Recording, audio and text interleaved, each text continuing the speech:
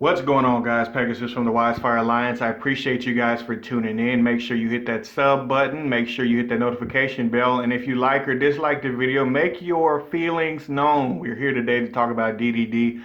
Now, clearly, it's going to be a little bit different than my friend's build because I have to keep one or two cards quiet, which is in the main deck. Sorry about that, folks, but I just kind of got to respect that. But he did give me this list that anybody can start with. So let's start with it.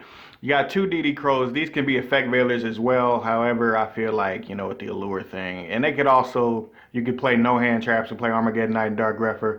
These two are optional. It's really up to you. Starting into the DDD deck itself, though, you got three DD Lamia. Lamia is one of the best tuners in the game. And it's deck specific to this deck for a very good reason. Trust me, it's for a very good reason. But it is what it is with that.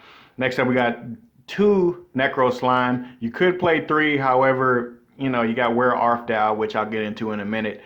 And you just don't want to see this card that much because it only kicks off when it's in the grave. And most of the time you can get it to the grave however you want to. We got one DD Orthos, which is a good scale to have most of the time, with Gilgamesh, which we'll also get into later. Savant Copernicus, which makes this easier to get to this card. It basically is another Necro Slimer, really anything else that you wanted, as well as being able to dump cards, which I can talk about in a second. We got three Savant Kepler being the main searcher, the normal summon that is going to get you to a lot of your plays, as well as a high scale, which actually matters now with the addition of Gilgamesh. We got two Savant Thomas being the card to be able to blow stuff up in the scale and be able to create rank 8 plays, as well as while it's in the pendulum scale itself, it can put something back into your hand and allow you to continue plays or make a high Flame King Genghis or Executive Genghis. There's just a lot of applications with Thomas, and it's really, really important. Kind of makes the whole deck spin, which is kind of interesting. Next up, we got DD Swirl Slime. We're playing three of those. Swirl Slime is the hand card. I don't know why you would ever play any less than three. There's no reason not to. Vice Typhon, I like this card just because when you normal summon, you contribute it and then grab a level 7. Also, during your main phase, if this card is in your grave because it was sent there, you can fusion summon a level 8 or higher. So it has multiple ways of utility, and that's why I'm playing one of those. You don't have to play this card. This is just an option. The other card being King Apocalypse, which helps you banish cards. This is another optional card, but I still feel like it's a really good card, and it's a really good scale somewhat if you're going to pendulum summon the high stuff. Abyss King Ragnarok is a 3 of. I don't even think there's a question about it. And a lot of times I feel like you can get to Thomas really easy and you can get to Ragnarok really easy. So you can maybe play 2 and 2 or 3 and 3. It's really up to you and modifying whatever you want to make it work for you. 3 Allure of Darkness, because Allure of Darkness is really good in a dark deck that, you don't necessarily, if you're playing a bunch of copies of something, you don't necessarily need to see 2 copies of something in your hand so you can banish it off and dig deeper into your deck. Call by the Grave to protect you from hand traps. Dark Contract with the Gate to help you search everything in your deck pretty much. Reborn, you could make it something else, but I feel like it really helps facilitate certain plays. Double Pot of Desires and an Upstart. I don't like 3 Desires, I never have. 3 Wear Arfdow, and then of course the Dark Contract with the Swamp King. You do not have to play Swamp King. It could clearly be something else. However, in my opinion, Swamp King is really, really important to the deck at times because you don't always open Swirl Slime, and sometimes you need just one more card to get you there. And sometimes it is most definitely going to be the card to get you there.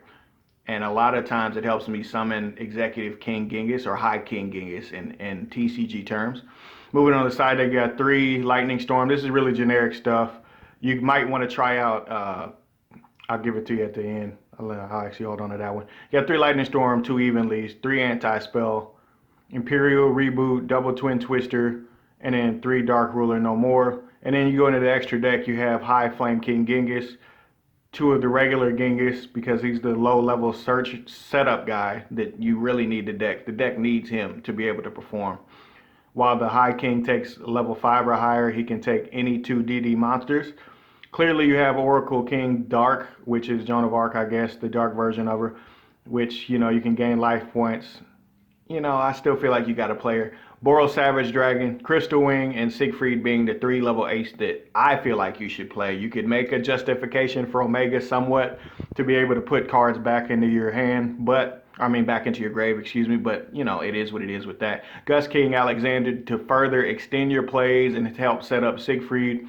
Meteor Burst to help set up your scales off of a card that I'll get to in a second, which is Gilgamesh, which is down here. And then you got Kali Yuga. Now, the card I wanted to talk about is Anti-Magic Arrows. A lot of you guys saw that in the PPG tournament with Adamantipator. This deck can also take advantage of that pretty much the same way, because you can blow your opponent like completely out. You can make them not able to respond to anything for the rest of the turn, and then hit them with a rank 8 that is going to blow them completely out of the water. So just a tech that you might want to try, but I really feel like Twin Twister is really good in this deck because a lot of stuff happens in the grave.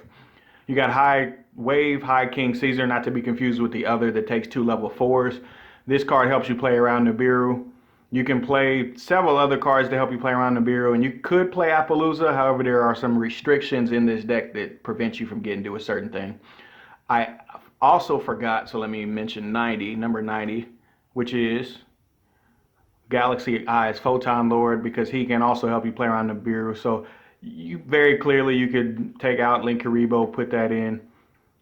You know, it's weird to play 3 rank 8s. You can take out Kali Yuga if you're not feeling it like that and leave in the Link Karibo, but that's just my opinion. All these are kind of, this is where the extra deck gets tricky. I think you have to play Boros Sword Dragon, and Gilgamesh is really, really important because he helps you pull out cards out of your deck and put them into your scales.